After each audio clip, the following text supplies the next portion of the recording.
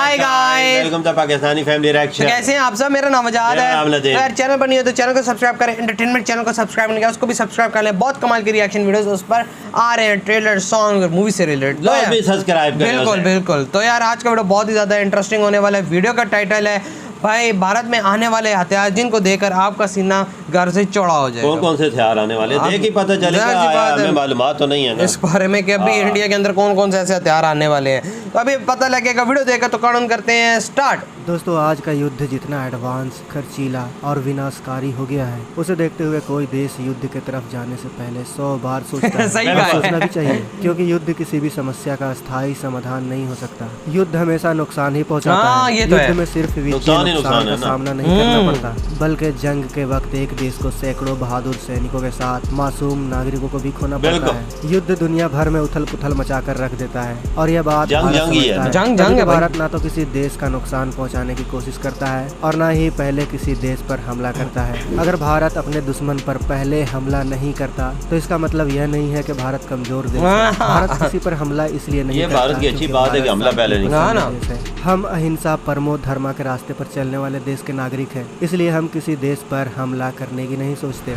लेकिन भारत को अगर कोई देश आंख दिखाने की कोशिश करता है तो भारत उसकी आंखों का इलाज अच्छे से करना जानता है। भारत जानता है कि दुश्मन कभी भी कहीं से भी हमला कर सकता है, इसलिए दुश्मनों को उसकी औकात दिखाने के लिए भारत आज एक से बढ़कर एक हथियार बनाने में लगा हुआ है। ऐसे हथियार जो भारत की हिफाजत भी कर सकते हैं और दुश्मन को करारा जवाब भी दे सकते हैं। तो आज हम भारत के कुछ ऐसे ही प्रोजेक्ट और हथियार के बारे में जानेंगे जिसे भारत के वैज्ञानिक बनाने में लगे हुए हैं। तो वीडियो के अंत तक बने रहे दोस्तों, क्योंकि आज बात होगी भारत के भविष्य के हथियारों की।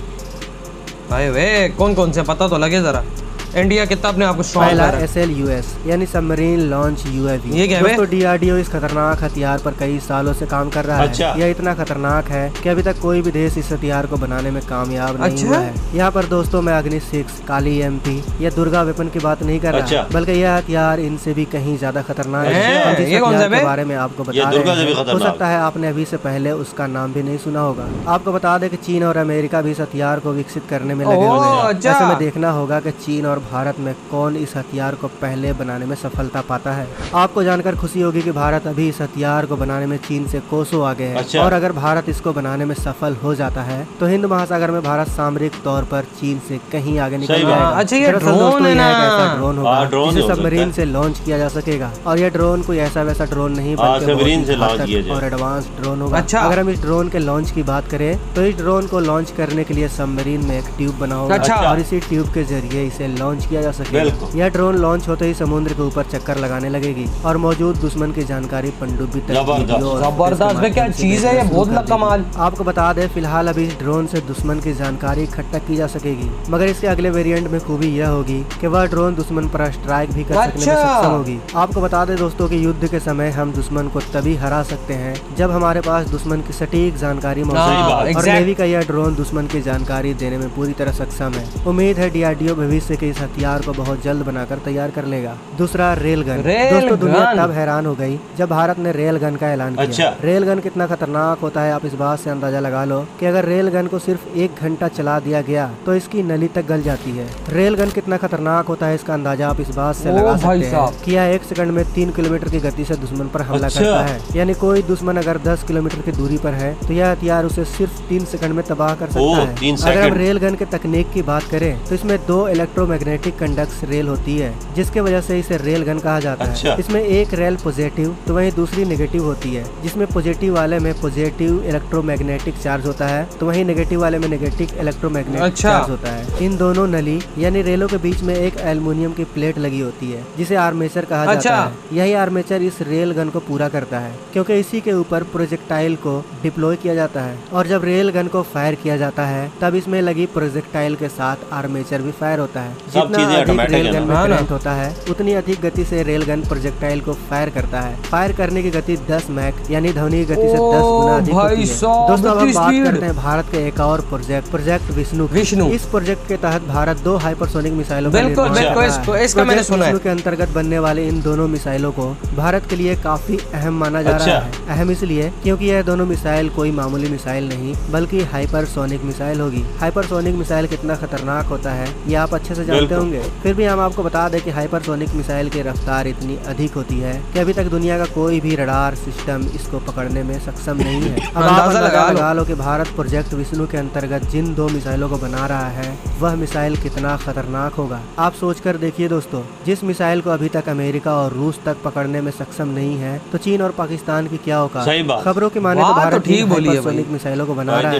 हाइपरसोनिक तो होगी, हाइपरसोनिक गति से दुगनी रफ्तार में हमला करने में काबिलियत रखेगी। 5 मैक की गति से हमला करने वाली मिसाइल को हाइपरसोनिक मिसाइल कहा जाता है। मगर भारत के इन दोनों मिसाइलों के बारे में कहा यह जा रहा है कि यह दोनों मिसाइल 10 मैक की गति से दुश्मन पर हमला बहुत ज्यादा स्पीड है। इसकी इसी तेज रफ्तार की वजह से कहा जा रहा है कि इन मिसाइलों को अमेरिका और रूस तक नहीं रोक सकते। आपको बता दें कि इस प्रोजेक्ट में बनने वाली पहली मिसाइल जमीन से जमीन पर मार करने में सक्षम होगी, तो वहीं दूसरी मिसाइल को रफाल या सुखोई में तैनात किया जाएगा जो हवा से जमीन पर मार करने वाली मिसाइल होगी। चौथा आईएनएस विक्रांत। भारत के पास अब तक सिर्फ एक ही एयरक्राफ्ट कैरियर मौजूद है जिसका नाम है आईएनएस विक्रमादित्य। बिल्कुल, लेकिन साल 2022 में स्वदेशी एयरक्राफ्ट कैरियर आईएनएस विक्रांत भारतीय नौसेना में शामिल हो जाएगा। बस इसके ट्रायल्स कंप्लीट हो गए ना यार। एयरक्राफ्ट कैरियर की ताकत ये नया जो इंडिया ने खुद बनाया है। आईएनएस विक्रांत के फ्लाइट डेक की बात करें तो इसका फ्लाइट डेक करीब 262 मीटर लंबा है, जो 2 फुटबॉल के मैदान से भी बड़ा हो जाता है। वहीं इसकी चौड़ाई की बात करें तो इसकी चौड़ाई करीब 62 मीटर और ऊंचाई 50 मीटर की है। वहीं इस स्वदेशी एयरक्राफ्ट कैरियर पर करीब 30 फाइटर जेट्स और हेलीकॉप्टर तैनात हो सकेंगे। इन 30 एयरक्राफ्ट में 20 लड़ाकू विमान और 10 हेलीकॉप्टर होगा। इन 20 फाइटर जेट में रूस से लिए गए MiG-29 के फाइटर एयरक्राफ्ट होगा,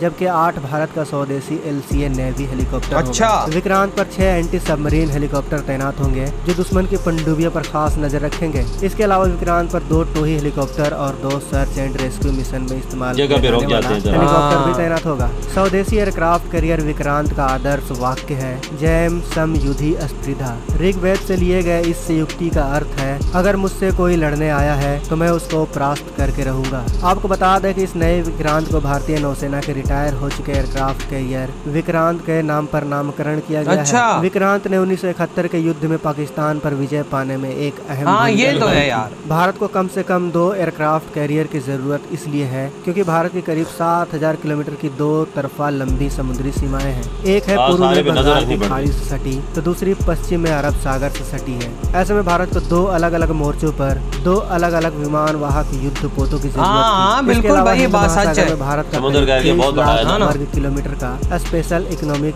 जोन है जिसकी सुरक्षा एयरक्राफ्ट कैरियर की जरूरत है। 5वां LRSAM। दोस्तों, भारत का यह हथियार खासकर चीन के युद्ध पोतों को समुद्र में डुबोने के लिए बनाया जा रहा है। आपको जानकर हैरानी होगी कि चीनी नेवी साल 2022 में संख्या बल के हिसाब से दुनिया की नंबर 1 नौसेना बन चुकी है। आज के डेट में चीनी नौसेना के पास सबसे ज्यादा शिप मौजूद है। भले ही इन शिप की क्वालिटी अच्छी ना हो मगर यह शिप भारत को परेशान करने के लिए काफी है। भारत ने चीन के इस रणनीति का काट ढूंढ लिया। वो बिल्कुल ही नहीं खराब है। मिसाइल पर काम कर रहा है जिसे LRASM के नाम से जाना जाता है। आपको बता दें कि यह long range anti ship missile होने वाली है और यह मिसाइल कोई ऐसी वैसी मिसाइल नहीं होगी। आपको जानकर हैरानी होगी कि DRDO इस मिसाइल में SFDR तकनीक का इस्तेमाल करने वाली है जिसके कारण यह मिसाइल दुश्मन पर लंबी दूरी तय करने के बावजूद सटीकता से हमला करने में सक्षम होगी। इस मिसाइल को एडवांस और इंटेलिजेंट मिसाइल भी कहा जा रहा है क्योंकि इस मिसाइल की सबसे खास बात यह होगी कि यह दुश्मन के शिप के सबसे कमजोर हिस्सों को पहचान कर वहीं पर हमला करेगी। तो दोस्तों, यह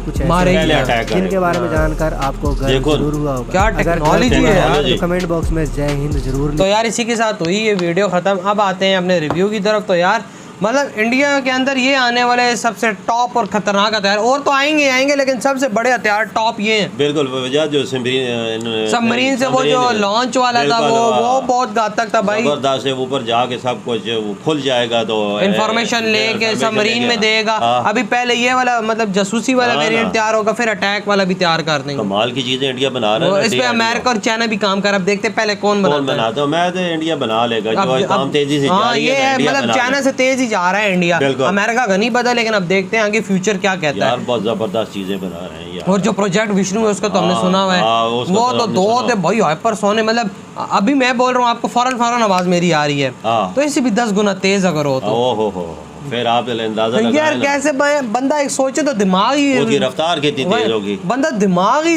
यूं बैठ जाता है भाई, ये आवाज से दुश्मन को संभलने का मौका ही नहीं मिलेगा। बिल्कुल बिल्कुल। आंख डज। हाँ, और जो रेल गन थी वो उसकी भी ये कोई स्पीड, नई चीज है यार, ये वाकई में बहुत नई चीज है। हाँ इसकी भी ना। स्पीड तकरीबन 10 मैक, हाँ ना, बंदा सोच भी नहीं 3 सकता। सेकंड में बंदा उड़ता है। वजह जी कैसे कैसे हथियार बना रही है यार। देखो ना, हाँ ना, DRDO का कमाल है। बहुत कोई शक नहीं भाई, कैसी कैसी हाँ चीजें ना। बना रहा, बंदा खुद दंग रह जाता है। और जो एयरक्राफ्ट कैरियर है इनका, ये इंडिया का प्राउड है, मतलब देसी बनाया है भाई, फुल सब देसी। कुछ चीजें इंडिया ने खुद लगाई है, किसी मुल्क की मदद शदद नहीं ली।